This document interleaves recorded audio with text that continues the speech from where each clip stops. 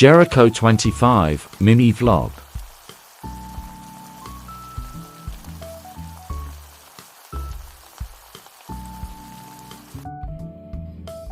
Good evening everyone. So meron nga pala kaming nakitang bagong kainan dito sa Pilsen Road, Dalig, Teresa, Rizal.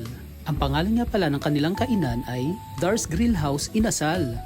Oh, nagulat kayo dahil inasal. Oh, kahit kami rin naman ay nagulat, kaya itatry namin ang aking pattern na kumain dito ngayon. Sa bungad pa lang ay makikita na ninyo ang kanilang mga pagkain. At ready cook na po ito. At marami po kayong mapagpipili ang mga pagkain nila dahil marami po silang siniserve na mga pagkain na gusto ninyo.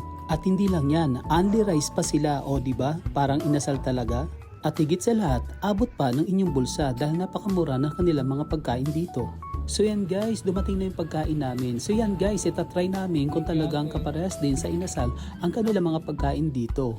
Sa itsura pa lang ng kanilang pagkain ay talagang inasal na. Take note, mayroon din silang only sabaw. Wow, ang sarap. Gayang-gaya nila ang pagkain sa inasal talaga. O di ba inasal nga rin to? Ay oo nga pala.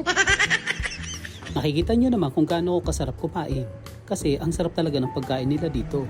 So anong panginintay nyo guys? Punta na kayo dito para kumain din kayo. Dito lang ito sa may Pilsen Road, Dalig, Teresa, Rizal o tinatawag nilang Boulevard sa Palayan. Sa tabi lang po ito ng kalsada kaya madali nyo ito makikita.